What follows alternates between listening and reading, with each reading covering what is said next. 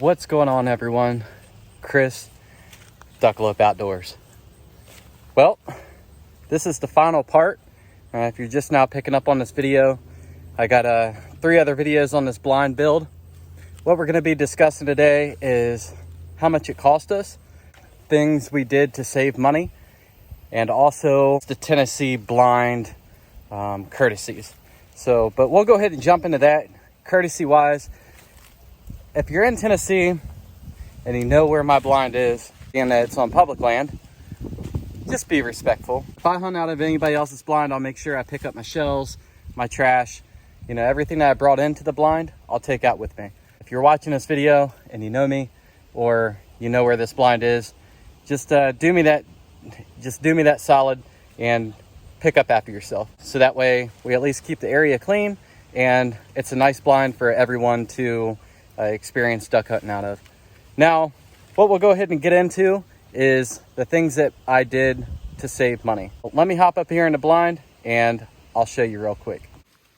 But first, real fast, this is the front. And as Phil Robertson always said, if you think you're done brushing, think again. Keep on brushing. We can always add more to it, but for right now, definitely huntable. Now, like I said, let me hop up in this thing. All right. So now, I did spray paint for the people that don't watch my channel, so that way they know to pick up trash. I'll make sure I have tons of trash bags up here. I'll also leave toilet paper for the toilet. So that's our little makeshift toilet here. Yes, a hole is in the floor. Someone commented on my last video and said, why don't you use a bucket? Well, you could use a bucket if they bring one. Hopefully they plan that far ahead. But if they don't, then obviously they got somewhere to go. And I'll have the toilet paper and the trash bags. And I'll also bring a whole bunch of grocery bags up here too.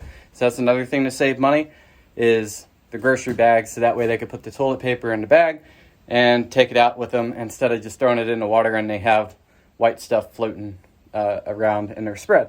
So now the pieces that I did to save money. So like I said before in my last video, just about all of this is repurposed wood. There's a few like brand new pieces of like 2x4. Those cost us like what, $3-4 a pop. These right here were all picked up at a construction site. So I talked to the guy running the actual construction out there and was like, hey, before you burn it, can I pick through and grab what you're not going to use? And he said, sure. So that's the reason for like all the weird cuts on the plywood, the discoloration, different styles of wood. It's not all brand new. Josh was, he brought a whole bunch of tin out here. They helped build the walls and brought a door for the table. So that's another thing, really you can make use of anything. Just use your imagination. That's how I was able to make the table. As for the ladder, so I'm keeping that up here just in case if we do end up getting a duck land on top of the blind, we can just pull out the ladder instead of trying to climb up the side of it. Makes it a little bit more safe, but I'll keep the ladder up here. But all that's all repurposed wood. There's really not much new wood in this thing. So these are like old rafters that were picked up by the D&D Outdoor boys. Obviously, I bought the spray paint to spray paint. I bought this burlap from Walmart that's like super cheap. So that way it's camouflaged. So that way they can't see anybody inside. But yet you can still kind of hunt from back here. So if it's raining, you can sit back here and still scan for birds. Now the way I did this, the burlap, is I just screwed it into the top there, and I ran this sheet a little bit longer than the other one, so that way I can run my line for people to walk through, instead of just leaving it flat, because just in case if somebody's never hunted this blind before, they don't turn around and pull down the burlap. The roof was obviously the leftover plywood I picked up, and we have I put the tarp on there. And so far, it's been bone dry inside. We've had rain probably 2 or 3 times out here, and everything else is dry inside. So hopefully it stays that way for the season. Now, I was trying to do some math in my head on exactly how much we spent. I probably spent, I'd say around $400. I know Josh and Wynn, they spent, I'm not 100% sure. They told me, but I done forgot. It's probably maybe $200 or $300 as well. The other guys, like Isaiah, he spent a couple $100. So really, this blind, what we were talking about before, we even started building it, is that it was going to cost us close to $5,000 just because of the prices of lumber.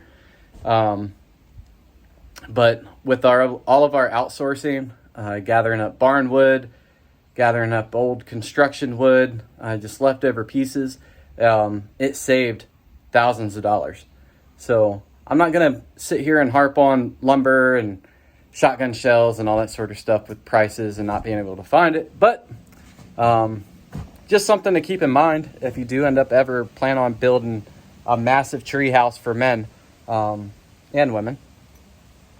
Just outsource. Try to find leftover pieces. So, but really, I say it came out pretty good. All right, this is the right side. So I plan on sitting up here in this corner of the blind. So it's pretty camouflaged in. You really can't see any of the wood. I hit it with a can of spray paint, so you can see where it's not like it's going to be bright yellow. It's nice and black in there now. So that way it helps it blend in. Let me get around here on the other side here. And same thing for this side. So I say it's pretty well brushed in. Mind you, the water level on this thing's probably going to come up probably about 3 feet. So if anything, 2 feet maybe. So we'll see how much water they plan on putting in this bad boy. So we just got one more load of things that we have to take out of here just to finish it up, all the trash and all that sort of stuff. But the guys are on their way right now. I got a 16-foot trailer on the way. So we'll go ahead and load that up with all the junk and head on out. But I'd say pretty much this blind is 100% complete and ready to hunt out of. I'll be out here hunting. What I might do is make like a list. So this is something else too, just as an idea. Hang with me. I'm thinking about making like a larger size calendar, not massive to take up like the whole wall inside there, but the calendar, what I'm going to do is pretty much map it out for November, December, January, and February. And for each day, I'll mark it off for AM and PM. So that way, just in case if somebody hunts it in the evening, hopefully everyone will participate in this if they do end up hunting it. I think it'd be a pretty cool thing just to really see how many birds this blind kills. But I'm going to leave like a marker out there and put like, a piece of paracord just to hold the marker with it. So that way people can write the total amount of birds that they're leaving the blind with. So if they hunt in the morning and then somebody else comes in the evening, they got the 2 spots per that day. They can write down their numbers. And that way at the end of the season, we can tally it up and we can see how successful this blind was and this WMA that we're hunting, or how unsuccessful it was. So, and also, I mean, it would be really cool to go ahead and have like places for like the weather and the wind direction and that sort of thing. Almost like your typical log that you would keep. So that way, everyone that comes through, they can be like, oh, well, the wind was blowing out of the west this day and it was sunny. And this is exactly what the conditions are now. And they killed the crap out of birds, or they didn't kill anything. So, I don't know. I think it would be helpful for everybody, and also it'd be cool data for me just to go back and look at. But if you have any other blind tips, things to make it more comfortable, or just, pretty cool ideas, leave them in the comments and let me know. So I'll take it into consideration. I might go ahead and implement it. But I appreciate y'all following along with the series. If you haven't subscribed yet, as always, most YouTubers ask you to go ahead and subscribe. I would greatly appreciate it. We're approaching 1,000 subscribers now. I think I'm like 6 short of 900. Maybe if you hunt around Tennessee, we'll run into each other. But until then, y'all stay safe. I've been Chris. It's been Duckalope Outdoors.